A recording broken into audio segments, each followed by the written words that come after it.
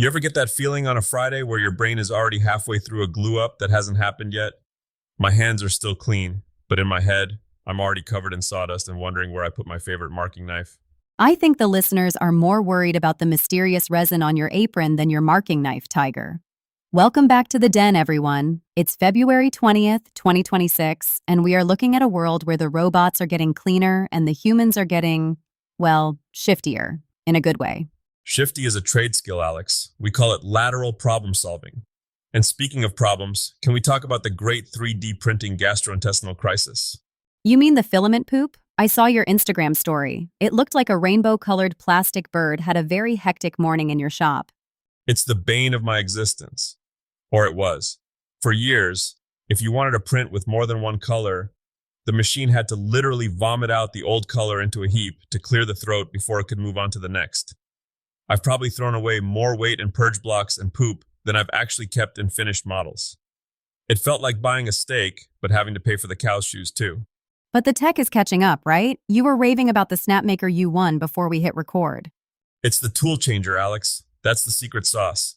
Instead of one nozzle trying to juggle 5 colors like a tired circus performer, the U1 has independent heads.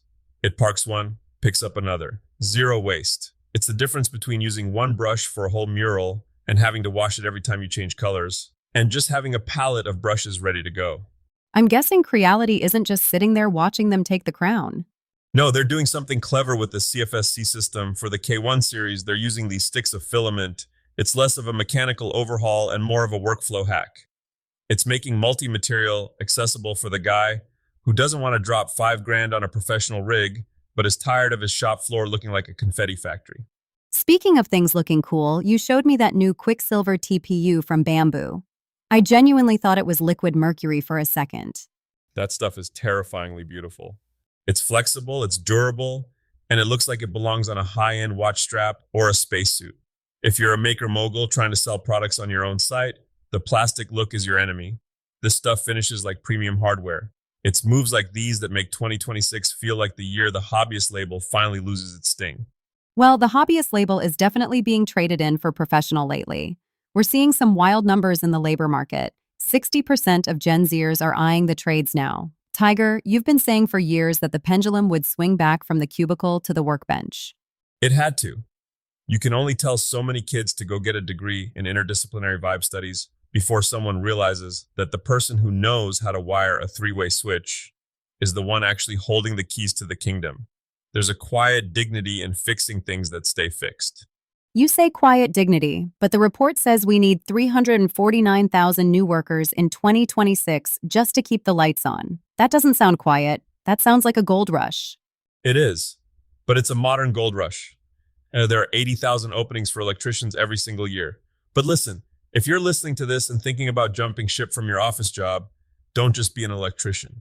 Okay, let's hear it. What's the Tiger special advice for the new kids? Don't just learn how to run Romex through studs. Go deep on the green stuff. Smart home integration, EV charging grids, residential solar. That's where the white glove money is. It's the difference between being a mechanic who fixes mufflers and the guy who knows how to tune a Tesla's electric drive unit. Specialized knowledge is the only thing that's truly recession-proof. So basically, become the person the AI can't replace because you're the one who actually has to crawl into the crawl space and plug the AI in. Exactly. Robots are terrible at maneuvering through 1970s insulation and spiders. Trust me on that. Fair point. Speaking of things being replaced, let's talk about the digital shopfront. Instagram in 2026 is a different beast. I've noticed you've stopped posting those perfectly staged photos of your finished projects. Content fatigue, Alex. People are tired of the glamour shot. It feels fake.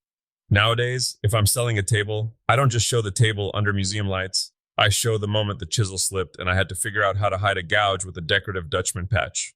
People actually want to see your mistakes? They want to see the process. That hyper-transparency thing, it's real. Use those broadcast channels. I've been sharing the specific grit progression I use for finishing walnut.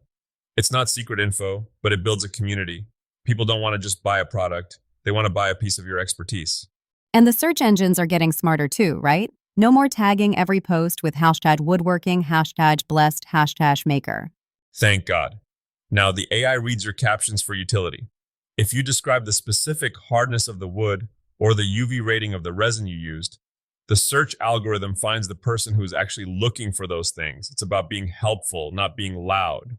Speaking of utility, let's talk about the DIY mastery projects for the weekend. I saw that mountain table on the blog. It looks ambitious. Is that something a normal human can actually do in 48 hours? Define normal. Look, the mountain table is a classic example of using layers to create depth. You're essentially building a topographical map out of reclaimed scraps and then drowning it in blue resin. If you've got a jigsaw and a lot of patience for sanding, you can do it. But it's the trash to art project that really gets my blood pumping. Oh, you mean the thrift store upcycle? I saw a guy turn a $4 plastic vase into something that looked like it belonged in a Soho gallery. How? Texture, Alex, it's all about surface prep. You take a cheap, ugly shape, hit it with some textured spray or a DIY plaster mix, and suddenly it has gravitas. It's about looking past the color and seeing the silhouette. I once took a rusted out industrial fan housing I found in a ditch and turned it into a pendant light that a client offered me $600 for. Did you tell them it came from a ditch? I told them it was reclaimed industrial hardware with a storied patina, which is technically true. The story just involves a very muddy ditch and a lot of degreaser. You're a poet, Tiger. A shifty, lateral thinking poet. Just a man who's made enough mistakes to recognize them as features, Alex. But the real standout this weekend is that modular wood art. If you have a CNC or even just a table saw and a lot of math, you can create these massive geometric wall pieces. You're basically making 50 small triangles and assembling them like a puzzle. It's high impact, low stress. Low stress for you, maybe. My math usually results in a very expensive pile of firewood. That's why we have extra wood, Alex. I call it the tax. You always pay the tax to the shop gods. Well, before we go pay our taxes and start our weekend builds, what's the big takeaway for today? I think it's this. Whether you're looking at these 2026 trade numbers or the new 3D printing tech, the barrier between dreaming and doing is thinner than it's ever been. We used to spend weeks figuring out how to do a multicolor print or months wondering if a trade career was viable. Now, the tools are smarter, the demand is higher, and the community is right there in your pocket. So don't wait for the perfect moment. Exactly. The perfect moment usually involves a lot of dust and at least one thing going wrong. Grab that Quicksilver TPU, sign up for that electrical certification, or go find a piece of trash and make it beautiful. Well said. We'll be back next week to see if Tiger actually finishes that mountain table or if he just ends up glued to it. It's 50-50 at this point. Go build something, folks. We'll see you in the den.